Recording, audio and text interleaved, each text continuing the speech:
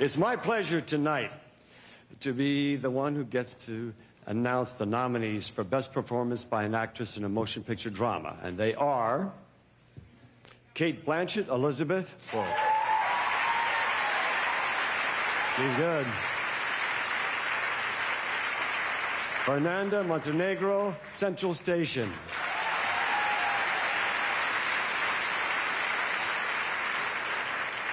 Susan Sarandon, Stepmom. You can be mine anytime you want, Susan.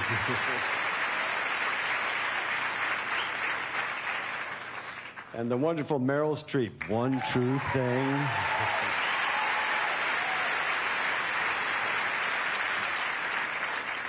Emily Watson for Hillary and Jackie.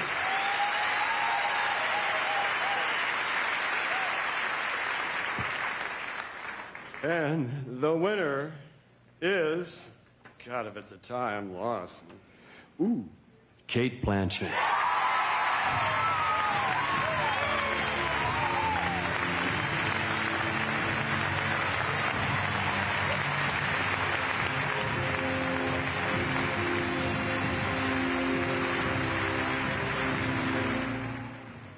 Joining me now, Cate Blanchett. Before I introduce you, you had not seen that. No, that was genuine shock. You didn't expect it? No, not at all. No. You don't. You sort of, you do the work, and then that stuff is sort of, I mean, it's fairyland, really. Yeah. So, but it was wonderful. After critically acclaimed roles for Cate Blanchett in films like Paradise Road and Oscar and Lucinda, she has become one of our finest actresses and a favorite for this year's Oscars. As the star of the film Elizabeth, she portrays the title character, Queen Elizabeth I. In 1558, at the age of 25, she took the throne of a Catholic country, declared a Protestant, fought off assassination attempts from the French and the Spanish, and ruled for more than 45 years. Here is the trailer from the film. Princess Elizabeth! I am commanded to take you hence from this place to the Tower. You are accused of conspiring against her sovereign majesty. Tonight, I think I die. For the love of God, will you leave your kingdom to a heretic? The Queen is dead! Long live the Queen! There are moments of crisis. You have inherited a most powerless and degenerate state. It's threatened from abroad by the ambitions of France and Spain and is weaker than I have ever known it. When absolute power... A court to worship you, a country to obey you. I will mean nothing to you. How would you know you're everything to me? ...is held by none. Until you marry and produce an heir, you will find no security. And coveted by all. How dare you come into my presence? Why do you follow me here? It is my business to protect your majesty. Norfolk's power in court is growing. It is said that he and his foreign allies are raising an army that will outnumber your own. I am my father's daughter. I am not afraid of anything. Your Majesty would improve all these matters if you would agree to marry. But marry who, Your Grace? For some say France and others Spain, so I'm not sure how best to please you unless I married one of each. What is hers by right of birth? You must reassure His Majesty that the time is close at hand. You are in the greatest danger. Must be defended. Today I shall watch the fall of that heretic god. But old loyalties... You must take these things so much to heart that you do not fear to strike. And youthful passions... You are still my Elizabeth. I am not your Elizabeth. I am no man's Elizabeth. Must give way... I will have one mistress here and no master! ...to the duty of a queen. And let it all be done.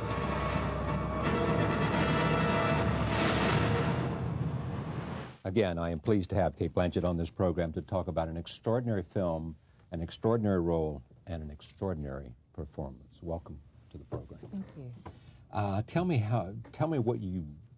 how you thought about this role and how you approached it and what you wanted to make out of it. Well, the things that I've always enjoyed playing most in theatre and in film as well, there have been parts and stories that I have had no idea how to approach at all. They sort of, I think that as an actor I can often confuse anxiety with excitement. And so I think because of that excitement, and particularly with a role like Elizabeth, I just immersed myself. I read obviously a lot of biographies about her, but it was the discussions, I think, that and the various opinions that came out of conversations of, about her and about the legacy that she left England, and really how she culturally transformed England as we know it. And what I was curious that, listening to all the cast, the English cast, that they had such differing facts, and they kept saying, no, this is backed up by historical fact, and I thought that's amazing. So I tried to sort of embrace all those disparate opinions about her and galvanise them. And I think that in a lot of ways that's what Elizabeth is actually doing. She's galvanising the opinions that her enemies have about her and using them against them. So that's in part of how you came to see her. Tell me more about, once you immersed yourself in this, you had a script, but as you immersed yourself into this extraordinary woman, to use extraordinary one time too many, what did you find, and what was interesting to you about her? And what did you say, if nothing else, I want to get this about Elizabeth?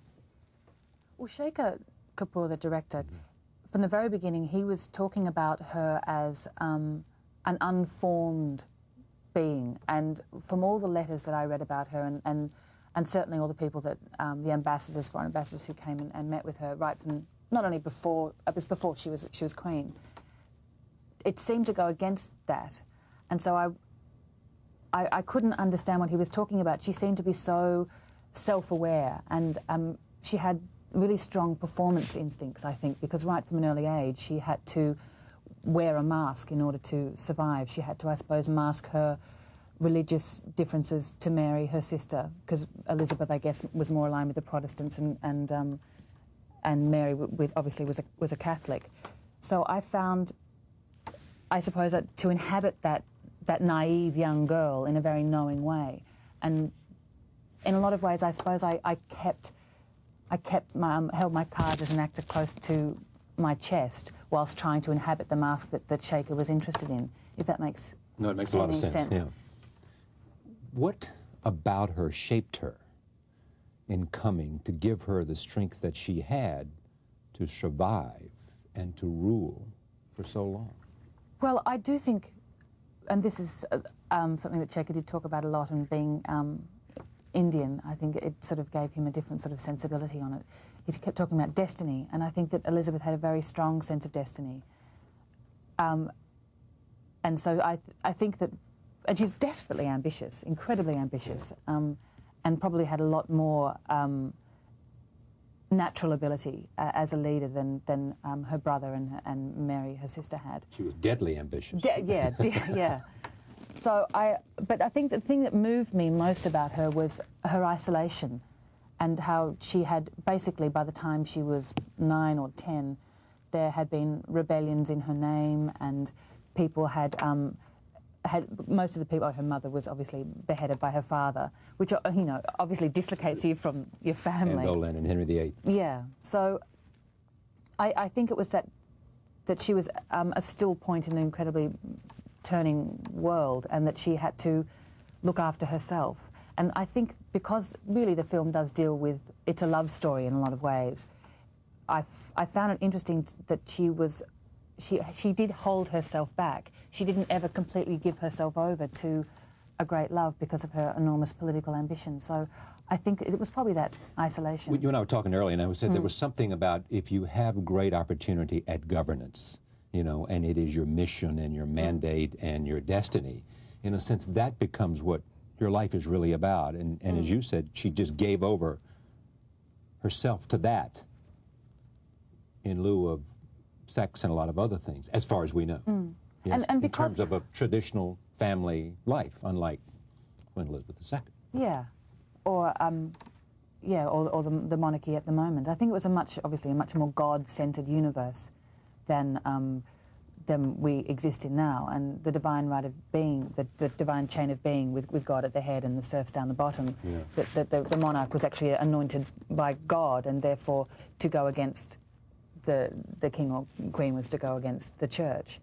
And I mean, something that does interest me, and also in terms of what's happening to Clinton at the moment, is it's that sense of morality that almost overtakes all political decisions.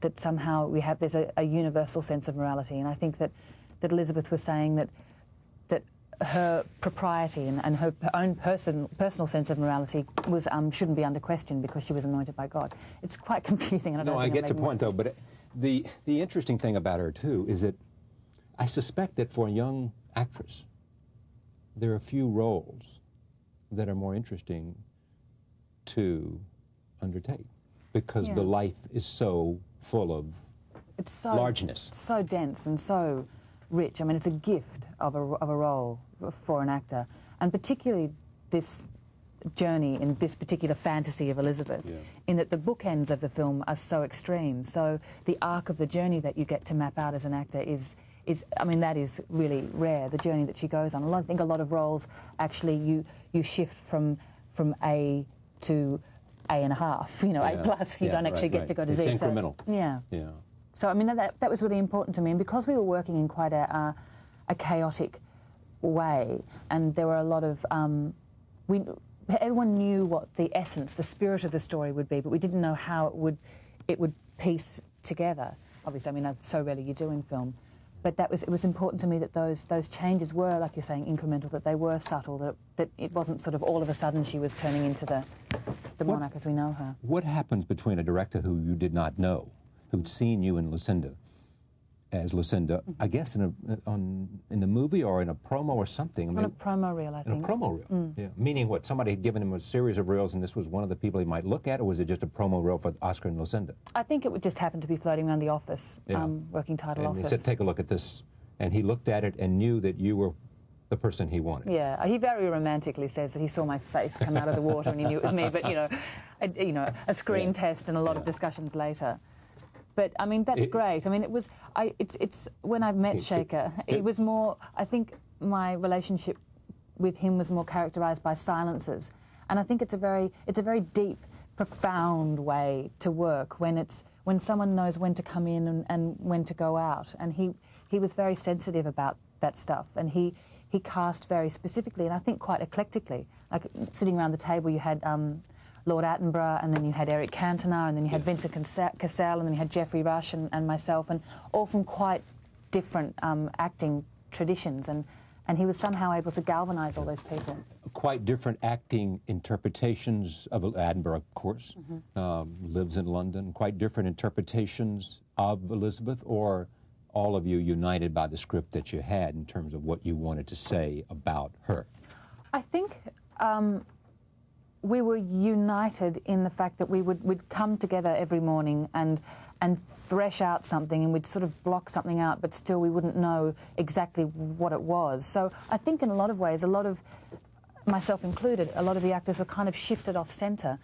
And there's such a sense, I think, in my vast career, but that you have to be in control as an actor, and that if you don't know absolutely what's going to happen, then you can't actually mark the journey. And what I sort of discovered is that it's a really great way to work in that chaotic environment, because you can often reach for things and not quite get them, and it's often in the grasping for something that a magical moment is produced. You don't have to get there. Do you know what I mean? I do. Here's another clip. I want to show a lot of this because it's such a great film. No. I know you said that when we sat down. Here's another interesting thing.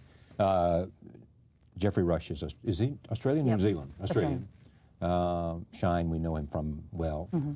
You are Australian, and the director is Indian. Former parts of the... Yes, all the colonies are represented. Here is after the death of Queen Mary, Elizabeth becomes the Queen.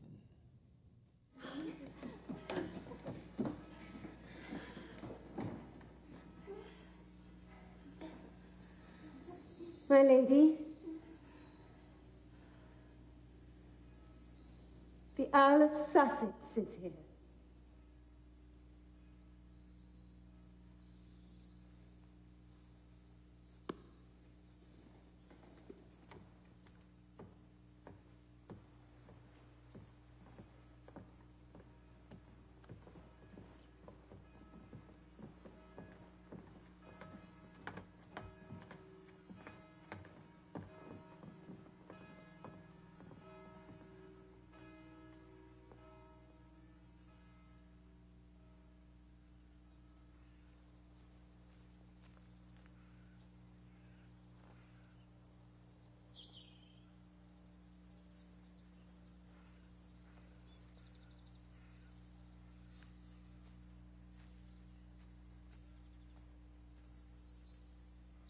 The Queen is dead.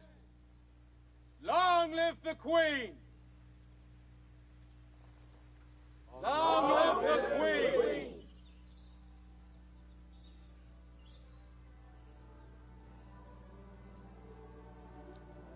This is the Lord's doing, and it is marvelous in our eyes.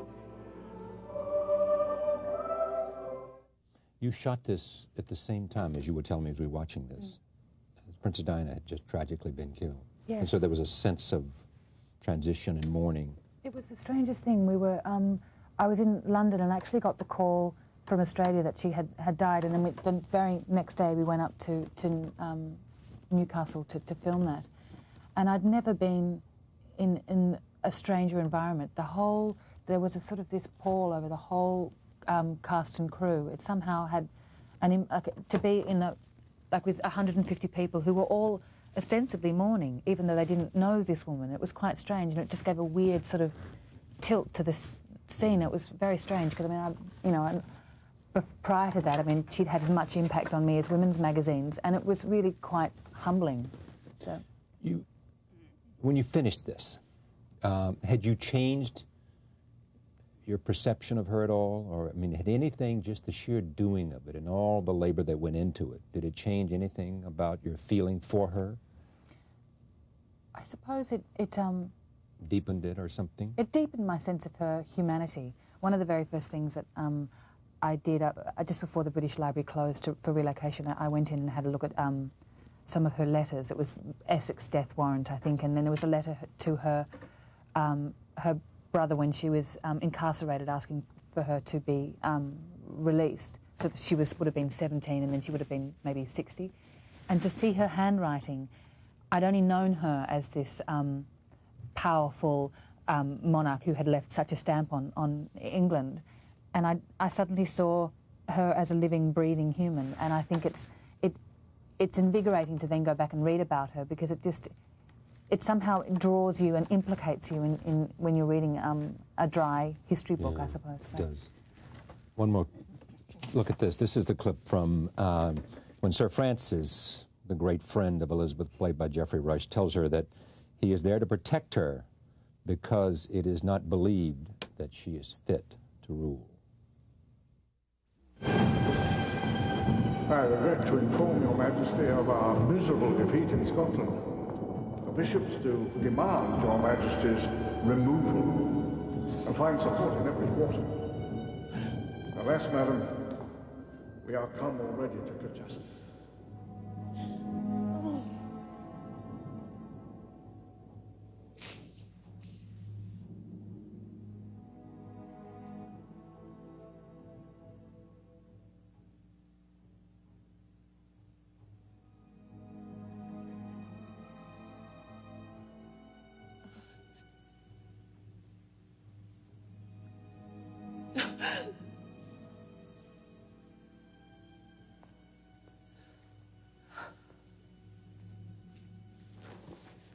How dare you come into my presence? Why do you follow me here? It is my business to protect your Majesty against all things. I do not need protection. I need to be left alone. Majesty. They should never have been sent to Scotland.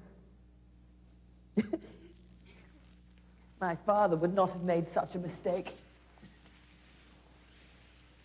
I have been proved unfit to rule. Well, that is what you all think. Is it not, Walsingham? It is not for me to judge you. Why did they send such children? Why did they not send proper reinforcements? Because the bishops would not let them. They spoke against it in the pulpits. Then they are speaking against their queen. Madam, the bishops are against you and have no fear of you. They do not expect you to survive. I think of you sitting around the table, and there's the director, and there's Sir Richard Attenborough, Dickie to his friends. I never know what to call him. Yes, Sir Dickie. He's a presence there for you and someone that you admire. And he was a rock. and incredibly humble, obviously, because he's a director as well, but he completely supported Shaker and all of us. But on the very first day of rehearsals, he was sitting beside me, having that terrifying moment of the read-through, which is just, particularly when you're doing an accent, and particularly when you're playing the Queen of England, you get a bit nervous. Yeah. And I looked over and he had his folder there, which Noel Coward had given to him, and in the back in Boston Gold were all the films that he'd been involved in. And I just sort of was looking across and I thought, my God, they're the great films of cinema history. Right. So he's a living legend, but he's so generous, and I found him so nuanced as a performer, and also so clear, and he's able to give over his preconceptions and expectations to what Shaker was wanting to do with the film. The first thing you notice when you see these clips, if you haven't seen the film, is how much movement there is with the camera. The camera is almost circling her wherever she goes, wherever you go. Yeah, it was an interesting thing that Shaker said, and really helpful when we started shooting, that he wanted the camera in the beginning to be a predator, and then as the film progressed, that it would become a loyal subject. So amongst all the chaos of the filming, I always knew what the audience was, so it gave me a really strong sense of, well, a strong sense of audience. Yeah. So at least that was a clear... So it goes from all around you to, in a sense, being at your feet. And much more still. There's a lot more. I mean, I've only seen the film once, but a lot. Right. The camera, there wasn't as much movement or tracking or up and down. You know, the early days were like, whoa, it was really sort of difficult to navigate. But that was the emotional experience of it. You've only seen the film once. Oh, well, what's the point? I've had the experience. You've got to give it over to the audience. But maybe, I mean, I might watch it again on video. It's important, I think, for me anyway, to watch it. You know, particularly because I haven't made that many films. Yeah. To learn what worked and what didn't work, but in the end you can drive yourself crazy with that sort of stuff. You just have to, you know, realise what the experience was at the time and go ahead and hopefully not make those same mistakes again. Or there is about you this sense that early on people were saying you had it, whatever it was, talent, let's say. Did they say that? My mother said that. Well, of course, mothers always say that. But even others who said they watched you early on when you were in drama school. I mean, did you feel that? I mean, that this man, whatever else there is about living, I have found what I came here to do. You were a natural for this. I mean, whatever it was that once you began in drama school, people began to take notice, and it just worked for you. I mean, you're not Emily Watson we just saw in the Globe. She was rejected 3 or 4 times from drama school before she got. And I'm sure in hindsight she says it's you know, character building, but at the time it's incredibly traumatic. And I think that actors are a product of their experience as actors, and part of, I think it's a growing sense of security in that. You know, I suppose what I was trying to say is that straight out of drama school I was working with Geoffrey Rush, you know, who's a god of the theatre, you know, who's Lecoq trained, and he's astonishing to work with, like just amazing. And so to have that experience and then to be cast alongside Rafe and to be working with Frances McDormand in Paradise Road, you know, they're the votes of confidence where you think, well, maybe something's working. But I do just think job to job. Every time I start a role... But each part adds... Go ahead. Every role, I think I don't know how to do this. I don't think I can do this. And so it means that you have to approach it with a sense of humility and really try and unlock something, not come over the top of something. Is there something different between humility and insecurity? I think there is. Humility is I have to have a certain respect for, so that I will give it my best, as if it's my last role ever.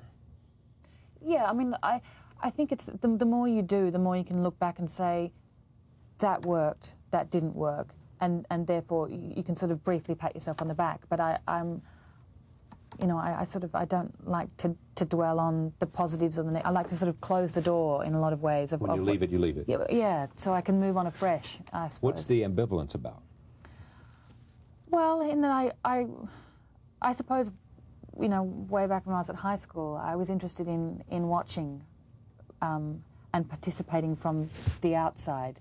So I guess that's the way I sort of tend to approach work. And I don't know. I don't. You're more observer than actor, in a sense, in your own mind. Maybe naturally.